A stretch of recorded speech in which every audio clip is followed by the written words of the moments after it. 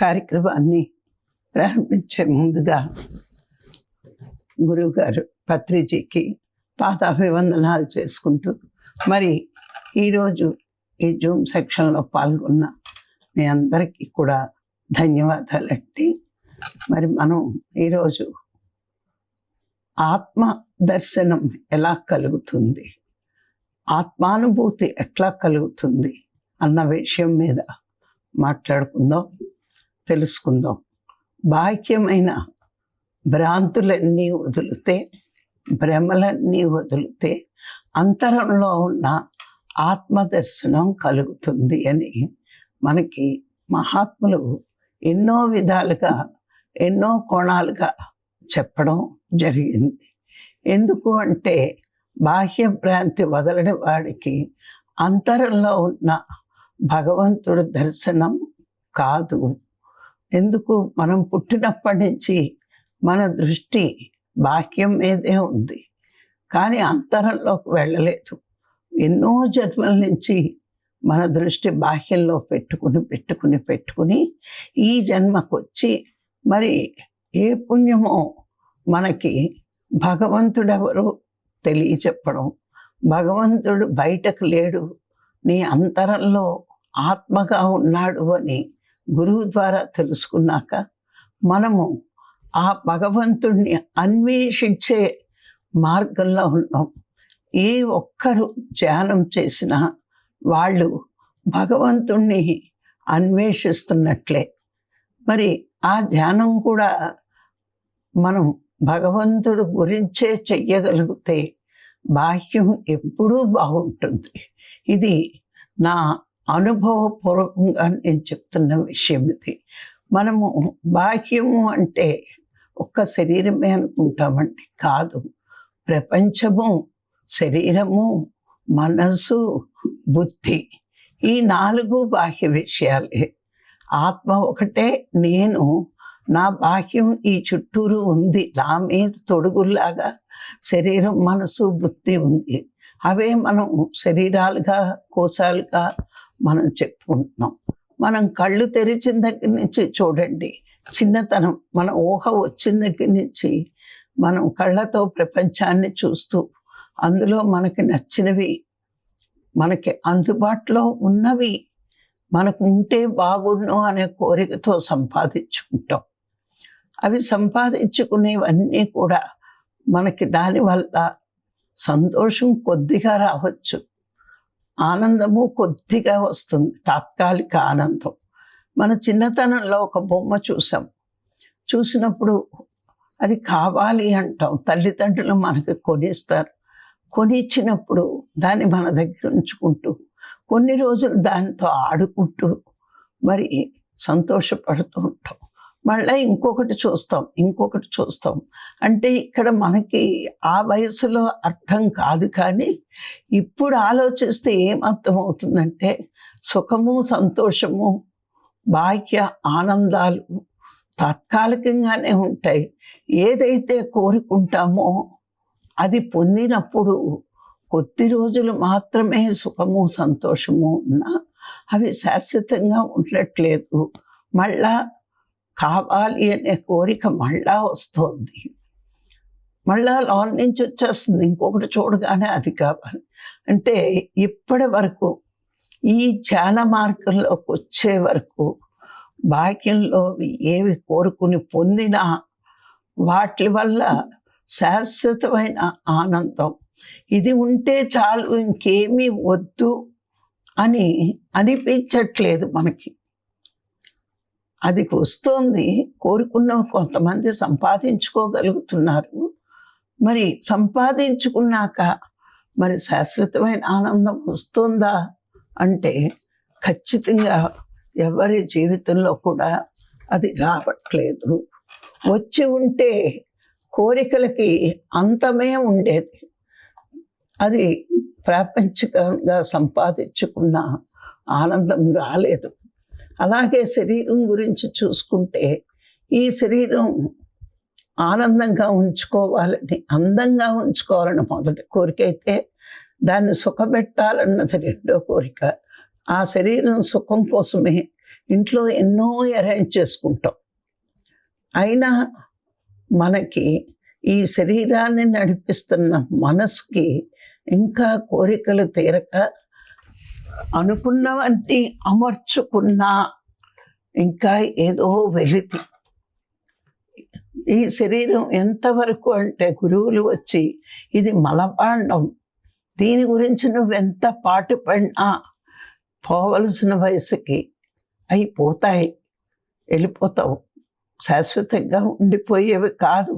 దాని గురించి నీ జీవితం అంతా పాకులాడి వ్యర్థం చేసుకుంటున్నావు సమయాన్ని అని గురువు వచ్చి చెప్పే వరకు మనకి అర్థం కాక శరీరాన్ని సుఖపెట్టాలి అని భ్రాంతి పడుతూ ఉంటాం. కానీ ఏదైనా చిన్న అనారోగ్యం వస్తే సుఖపెట్టాలనుకున్న శరీరం కష్టపడుతున్నప్పుడు ఈ జీవితం ఎందుకురా అనిపిస్తూ ఉంటుంది. అంటే శరీరాన్ని సుఖపెట్టేది కూడా మన చేతుల్లో లేదు. ఎందుకు, నేను మంచిగానే ఉన్నాను కదా, నాకు ఈ రోగం ఏంటి, బాధ ఏంటి, దుఃఖం ఏంటి, ఈ నొప్పులేంటి అనే స్థితిలో ఉంటాం. ఎప్పటి వరకు అట్లా ఉంటామంటే గురువు వచ్చే వరకు ఈ వర్తమాన జీవితం గతం యొక్క కర్మలను బట్టి ఉంటుంది. నువ్వు ఎన్ని అనుభవిస్తావని తెచ్చుకున్నావో, నువ్వు శరీరాన్ని ఎంత సుఖపెట్టాలని కోరుకున్నా నీకు ఆ రోగం తప్పదు. మరి నా విషయమే తీసుకోండి. ఈ జన్మలో మాంసం తినని ఇంట్లో పుట్టి ఎన్నో సేవా కార్యక్రమాలు చేసిన, మరి యాక్సిడెంట్లో శరీరం కాలిపోయి 4 నెలలు నరకం అనిపించాను. మరి సుఖపెట్టడానికి మా వారు ఇంట్లో ఎంతోమంది సర్వెంట్స్ని పెట్టారు. నేను కష్టపడకూడదు, వంట మనిషి, పని మనుషులు, ఇవన్నీ కష్టపడకూడదు, శరీరం సుఖపడిపోతుంది అనుకుంటే మరి కర్మ అనుభవించేటప్పుడు ఈ శరీరం కష్టపడుతోంది. ఈ శరీరం కష్టపడకుండా ఉండాలని మనం ఎంత ప్రయత్నించినా మరి మన కర్మలు వచ్చేటప్పుడు కష్టపడాల్సిన టైం కష్టపడింది అది. అంటే శరీర భ్రాంతితో ఉన్న మనకి ఇలా ఎందుకు వచ్చింది అనుకుంటాం. కానీ మన జీవితంలో గురువు వచ్చాక నువ్వు ఎంత ప్రయత్నించినా కర్మ ప్రకారమే అవుతాయన్నీ అని తెలుసున్నప్పుడు శరీర భ్రాంతిని తగ్గించుకుంటాం. ఇక మనసు చూసుకుంటే మరి ఎన్నో బంధాలు మనసుకి. నా వాళ్ళు, నా పిల్లలు, నా కోడళ్ళు, నా మనవలు, మా ఆస్తిపాస్తులు, ఇట్లాంటివి ఎన్నో బంధాలు మనకున్నాయి. ఈ బంధాలన్నీ శాశ్వతం అనుకుంటూ, వీళ్ళంతా నా వాళ్ళు అనుకుంటూ, నాకే సొంతం అనుకుంటూ మరి ఎన్నో చూసుకుని మురిసిపోతూ ఉంటాం. వాళ్ళు ఒక్క క్షణం మనల్ని పట్టించుకోనప్పుడు, నేను ఇంత ప్రేమగా పెంచేనే వీడిప్పుడు నన్ను పట్టించుకోవట్లేదు అని మళ్ళీ అదొక చింత. ఎప్పుడైతే జ్ఞానం వచ్చిందో మనకి, ఈ బాహ్య బంధాలన్నీ మనం వదిలేసినవే. మనం మరణించేటప్పుడు ఈ బంధాలు ఏవి నీ కూడా ఇష్టమని తీసుకెళ్ళలేవు. నీకు భగవంతుడితో బంధం ఒకటే శాశ్వతం. ఆ భగవంతుడు నీలో ఉన్నాడు. బాహ్య బంధాలను తగ్గించుకో. ప్రపంచము, శరీరం, మనసు, ఇక బుద్ధి. నేను తెలివైన దాన్ని, నేను అందరికంటే గొప్పగా ఉంటాను అనేది కొందరు మనసుల్లో ఉంటుంది. మంచి చదువుకున్నా, మంచిగా మాట్లాడటం వచ్చిన, తెలివిగా వ్యాపారం చేసిన, నేను తెలివైనోడిని అనుకుంటాం. కానీ ఆ తెలివి కూడా ఎలా వస్తుంది అంటే, మీరు గమనించండి, శరీరానికి, మనసుకి బుద్ధినిచ్చేది ఆత్మే అని మనం ఎన్నోసార్లు చదువుకున్నాం, విన్నాం.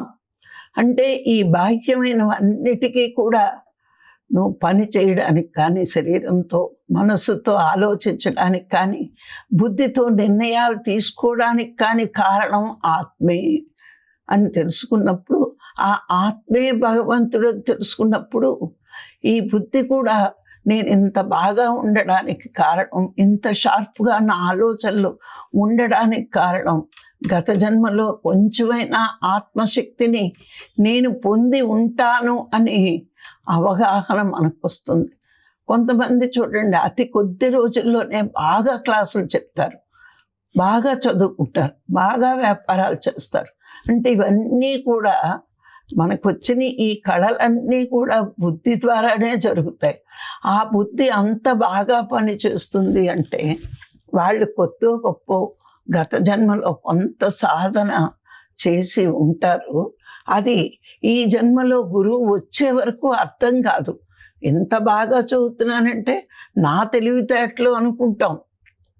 అలాగే ఎంత బాగా నేను వ్యాపారం చెయ్యగలుగుతున్నాను అంటే నా తెలివితేటలు అనుకుంటాం. నేను ఎంత బాగా స్పీచ్లు ఇవ్వగలుగుతున్నాను అంటే నా తెలివితేటలే అనుకుంటాం. కాదు, ఆ ఆత్మ ఎంత శక్తివంతం అవుతుందో నీ పనులన్నీ అంత శోభాయమానంగా జరుగుతుంటాయి.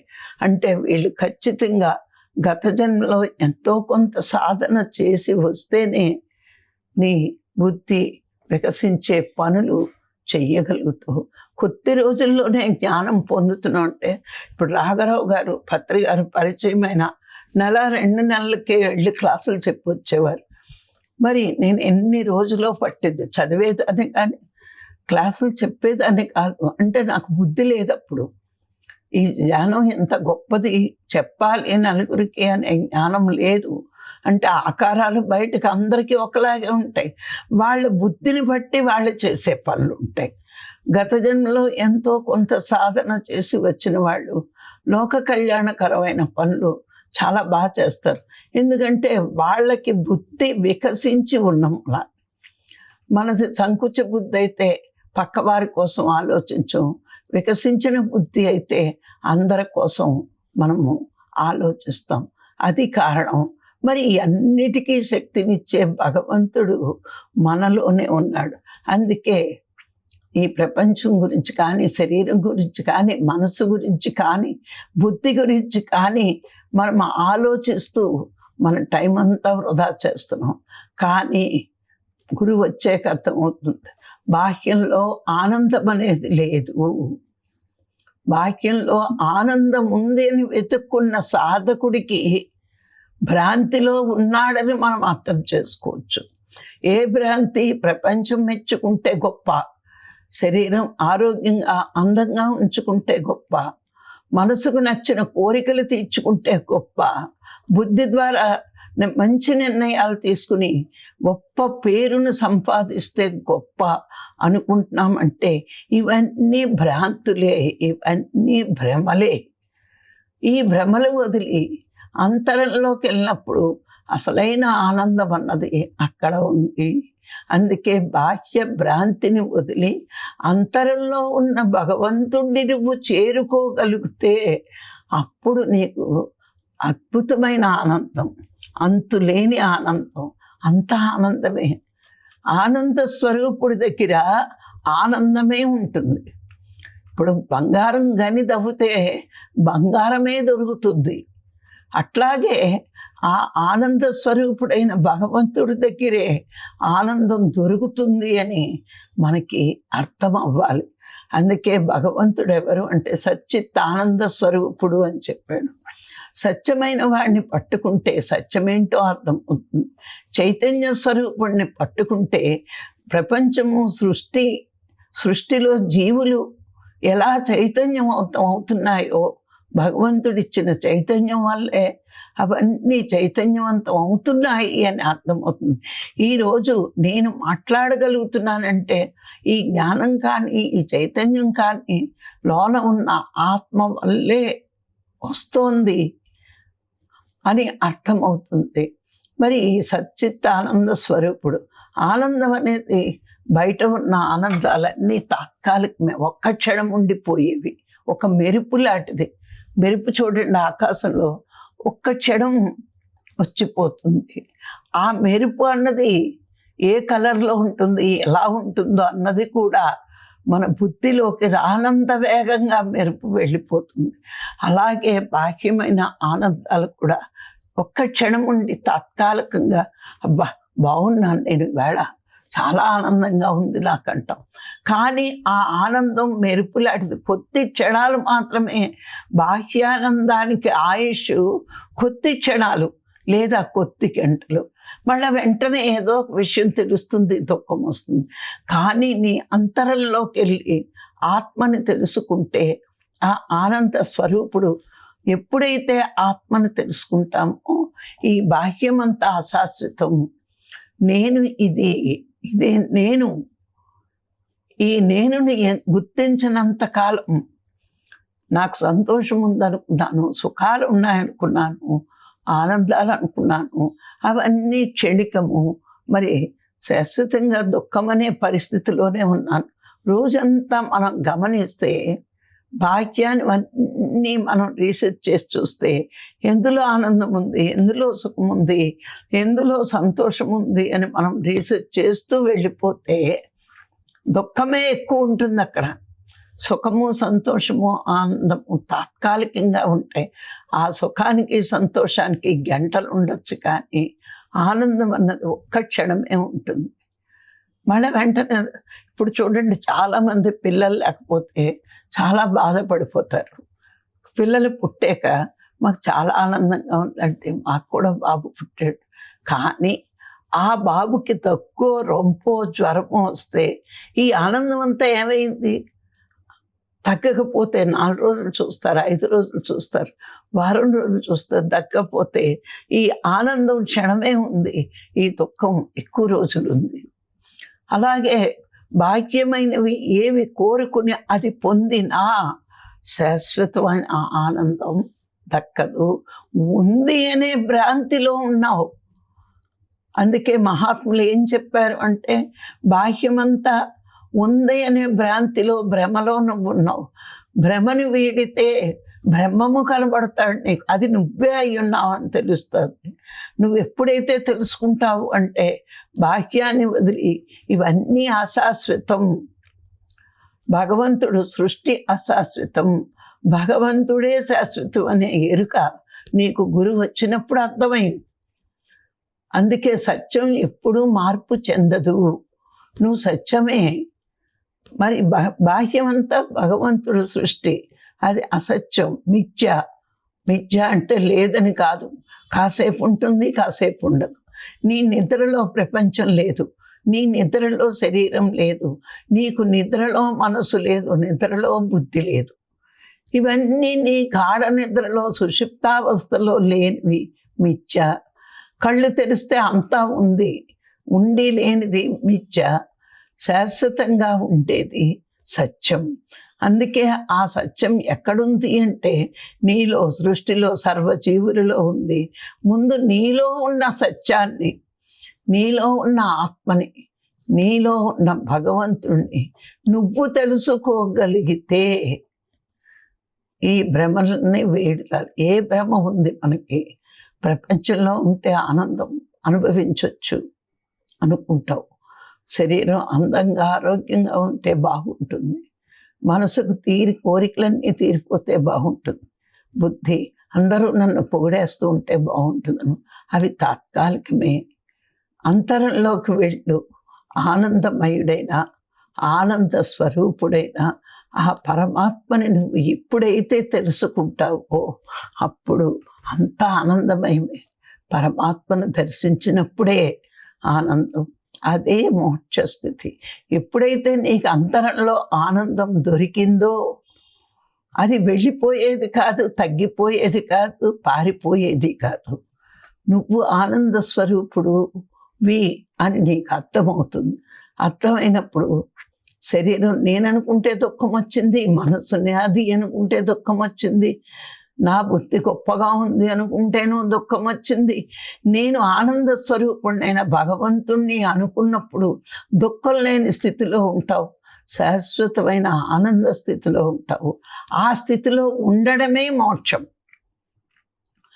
ఏంటి అంటే కష్టాలు కన్నీళ్ళు లేని స్థితి, దుఃఖం లేని స్థితి, బాధలు భయాలు లేని స్థితి ఏదైతే ఉందో అది నీకు ఆత్మలోనే దొరుకుతుంది. ఆ స్థితి కోసమే ఎందరో మహాత్ములు ప్రపంచాన్ని వదిలి దూరంగా వెళ్ళిపోయి అన్వేషించుకున్నారు. కానీ ఈ కలియుగంలో అటువంటి పరిస్థితి లేదు. హిమాలయాలకు వెళ్ళి ధ్యానం చేస్తామన్న విజిటర్స్ అక్కడ కూడా డిస్టర్బ్ చేస్తారు. అందుకే బుద్ధ భగవానుడు ఒకటే చెప్పాడు, ఎక్కడికి పారిపోవద్దు, సంసారంలోనే ఉంటూ దానికోసం ప్రయత్నించు. ఆయనకి తెలుసు బుద్ధుడికి రాబోయే రోజుల్లో ప్రజల దృష్టి ప్రపంచం మీద ఉంది కానీ, సుఖ సంతోషాల మీద ఉంది కానీ ప్రజల దృష్టి ఆనందం మీద లేదు. అందుకే ఆనందం కోసం ప్రయత్నించే ఏ కొద్ది మందికైనా అది శాశ్వతంగా దక్కుతుంది అని ఆయనకు తెలుసు. కలియుగంలో నామమే చాలని సిద్ధాంతపరంగా చెప్పినా ఎవరైతే ధ్యానం చేస్తారో వాళ్ళ జీవితంలో ఎందుకు ఆనందంగా ఉంటుందంటే బాహ్యంలో తృప్తితో ఉంటారు. వాళ్ళు ఏది వచ్చినా తృప్తిగా జీవిస్తారు. ఎందుకు అంటే ఏది మనకి ప్రారబ్ధంలో ఉందో, నేను ఎంత కావాలని నిర్ణయించుకున్నానో అంతా నా జీవితంలో ఉంది అని బాహ్యంగా మరి మనకి ఎంత ఉందో దానితో తృప్తిగా బతుకుతాం. కానీ పక్కోడితో కంపేర్ చేయి. అందుకే గురువులు మనకు ముందే చెప్తారు, ఒకళ్ళతో పోల్చుకునే గుణం ఎప్పుడూ నీకొద్దు. నువ్వు ఎంత కావాలని నిర్ణయించుకుని భూమి మీదకి వచ్చావో అంతా నీ జీవితంలో ఉంది. గురువుగారు ఫస్ట్ మాకు నేర్పిన పాఠాలు ఇవే. నీ దృష్టి బాహ్య దృష్టి ఉన్ననాళ్ళు అంతర్దృష్టి లోపం జరుగుతుంది, ఆలస్యం అవుతుంది. అందుకే నీ బాహ్యంగా ఏమీ ఆలోచించుకు. నీకు ఈవేళ తినడానికైనా ఉంది కదా, ఆ తినడానికి కూడా లేని వాళ్ళు ఉన్నారు ప్రపంచంలో, వాడికంటా నువ్వు చాలా గొప్పవాడు. అందుకే దానితో తృప్తిపడు. నువ్వేవైతే నిర్ణయం తీసుకుని భూమి మీదకి వచ్చావో అవన్నీ నీ జీవితంలోకి వచ్చేసాయి. నువ్వు అక్కడ ప్లాన్ చేయడం కరెక్ట్గా చేసుకోలేదేమో, అక్కడ వదిలేసి నువ్వు ఎక్కడ అడిగితే రావు. అక్కడ కావాలనుకున్నవి నీ అర్హతను బట్టి అడిగి వచ్చావు. అందుకే నీ బాహ్య జీవితం ఎప్పుడు తృప్తిగా జీవిస్తే నీ అంతర్ప్రయాణం అంత తేలికవుతుంది. బాహ్యంలో కావాలని కోరిక ఉంటే అంతరంలో ప్రయాణం ఆలస్యం అవుతుంది. అందుకే యోగులు ఎప్పుడూ కూడా ఇవన్నీ తెలుసుకుంటారు కాబట్టి గురువుల దగ్గర బాహ్యం ఏది కోరరు, ఉన్నదానితో తృప్తి పడుతూ ఉంటారు. అవన్నీ నశించిపోయేవి అని ముందే మనకి గురువులు చెప్పారు కాబట్టి నశించేవి ఏవి మనకి కాదు. కావలసినవి ఉన్నాయి, అవసరాలు తీరుతున్నాయి. నశించలేనిది ఏదైతే ఉందో దాని గురించి నువ్వు ప్రయత్నిస్తే నీ జీవితం అంతా ఆనందమయమే. అందుకే బాహ్యంలో వెతుకలాట మాని అంతరంలో అన్వేషణ ప్రారంభించిన యోగికి అంతా ఆనందమే. ఇది ఒక్కటి తెలుసుకుంటే ఎవ్వరి సాధనైనా చాలా చక్కగా కుదురుతుంది. ఆనందం అన్నది బాహ్యంలో లేదు, తాత్కాలికంగా అనిపిస్తుంది, కానీ అంతరంలోనే ఆనందం ఉంది అని తెలుసుకున్న వాడికి బాహ్య జీవితం తృప్తితో అనుభవిస్తూ. అందుకే బుద్ధ భగవానుడు ఏం చెప్తాడు అంటే, మలయాళ స్వామి కూడా అదే చెప్పారు, సాధనా మార్గంలోకి వచ్చాక నీ కింద వాళ్ళని చూడు, నీ జీవితం చాలా తృప్తిగా ఉంటుంది. నీ పై వాళ్ళని చూడకు, నీకు అన్నీ వెలితిగానే ఉంటాయి. అందుకే సాధన వచ్చిన వాళ్ళు మనకంట తక్కువ వాళ్ళని చూసినప్పుడు వాడికి ఒక పూట తినడానికే కష్టంగా ఉంది, నేను 3 పూటలు తిన్నా ఇంకా తృప్తిగా మిగిలి ఉంది, ఇంకో అంతమందికి పెట్టే శక్తి కూడా నాకుంది, భగవంతుడు నాకింత మంచి జీవితం ఇచ్చాడు అని పొంగిపో. అంతేకాని అసంతృప్తి జీవితం సాధకుడికి ఎప్పుడూ ఉండకూడదు. అది ఎప్పుడు వస్తుంది అంటే మనకంట కింద వాళ్ళని చూసినప్పుడు. అందుకే బాహ్య జీవితంలో నువ్వు ఎంత తృప్తిగా జీవిస్తావో అంతరంలో పరమాత్మ దగ్గరికి అంత తేలికగా నువ్వు ప్రయాణం చేయగలవు. నీ అన్వేషణ చాలా స్పీడ్గా జరుగుతుంది. తృప్తి లేని జీవితంలోని సాధన ఎప్పుడూ కుదరదు. బాహ్యంలో సుఖము సంతోషము ఉంటాయి కానీ అవి తాత్కాలికమే. దానికోసం నువ్వు ప్రయత్నించొద్దు. నీ ప్రారంభంలో ఉన్నవన్నీ వస్తాయి, కానీ అంతరంలో భగవంతుణ్ణి ఏ జన్మకు ఆ జన్మ నువ్వు అన్వేషణ చేసుకోవాల్సిందే. ఈ జన్మలో ఈ ప్రయాణం మరు జన్మకు ఉపయోగించే విధానం. అందుకే చెప్తారు చూడండి, గత జన్మలో వాడేదో సాధన చేసి వచ్చాడు, ఈ జన్మలో ఇంత స్పీడ్గా చేస్తున్నాడు అంటే గత జన్మ సాధన ఈ జన్మకు ఉపయోగం వచ్చిందా లేదా? మరి గత జన్మలో డబ్బు, గత జన్మలో భార్య పిల్లలు, గత జన్మలో ఉద్యోగాలు, గత జన్మలో వ్యాపారాలు, గత జన్మలో డబ్బు ఈ జన్మకి రాలేదే. వచ్చిందేంటి? ఆ జన్మలో చేసిన సాధన ఈ జన్మకు ఉపయోగపడింది. అలాగే ఈ జన్మలో బాహ్య జీవితం తృప్తితో జీవిస్తూ చేసిన సాధన గత జన్మలో ఇంకొంచెం భగవంతుడి దగ్గరికి వెళ్ళే అవకాశం ఉంటుంది. అందుకే కూడా పట్టుకెళ్ళేది నీ సాధన, నీ జ్ఞానము, నీ కర్మే. పట్టుకెళ్ళనది ప్రాపంచిక జీవితం. ఈ జన్మలో ప్రాపంచిక జీవితంలో నువ్వు ఎంతగా గొప్పగా జీవించినా అది నువ్వు మరు జన్మకి పట్టుకెళ్ళలేవు. అందుకే ఈ జన్మలో కూడా నువ్వు సాధనా మార్గంలోకి వచ్చావు. నీకు ఎన్ని ఉండాలో, ఏమి ఉండాలో అవన్నీ నీ జీవితంలో అమర్చే ఉంచాడు భగవంతుడు. నువ్వు చేయవలసిందల్లా వాటిని తృప్తితో అనుభవిస్తూ ఈ నీలోన ఉన్న పరమాత్మకి దగ్గరవ్వడానికి ప్రయత్నించాలి. అందుకే బాహ్యంలో ఉన్నాయనే భ్రాంతిని వదిలి అంతరంలో పరమాత్మ గురించి అన్వేషిస్తే అమితమైన ఆనందం పొందవచ్చు అని మహాపురుషులు మనకి చెప్పడం జరిగింది. మరి వాళ్ళు ఆచరించి చెప్పిన మాటలు మనము కూడా ఆచరించాలి. ఎందుకంటే వాళ్ళు అన్నీ ఆచరించే మనకి చెప్పారు. ఆచరణ లేని ఒక్క మాట మనకు చెప్పలేదు, చెప్పరు కూడా. ఆచరించి ఆచార్యుడయ్యాకే బోధిస్తారు మనకి.